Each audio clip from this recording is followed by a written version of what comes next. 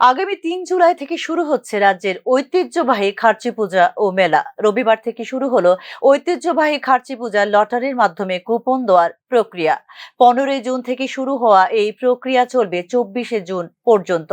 সরকারি ছুটির দিন ব্যতীত সকাল 11টা থেকে বিকেল 4টা পর্যন্ত চলবে কুপন বিতরণ, জানিয়েছেন মেলা কমিটির চেয়ারম্যান রতন চক্রবর্তী। প্রায় 1000 টিএসআর জওয়ান, 150 স্কাউট ও গাইড, সিসি ক্যামেরা ও নাকা পয়েন্ট থাকবে মেলাতে, জানিয়েছেন চেয়ারম্যান রতন চক্রবর্তী।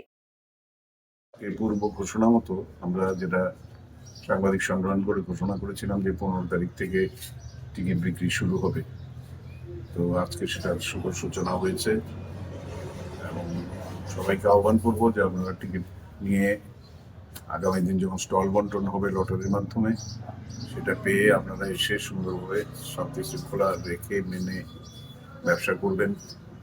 মেলা এবং প্রদর্শনী, পুজো সবটাকেই সার্থক করে তুলবেন এবং সবাই মেলার মধ্যে শান্তি শৃঙ্খলা রক্ষা করে চলবেন এবং তাদের সমস্ত মূল্যবান দ্রব্যাদি বাচ্চাদের সামনে রেখে আমাদের এখানে পর্যাপ্ত সিকিউরিটির ব্যবস্থা থাকবে, স্কাউটস অ্যান্ড গাইডস থাকবে, আমাদের যারা ডিজাস্টার ম্যানেজমেন্টের লোক, টিএসআর সব থাকবে আমাদের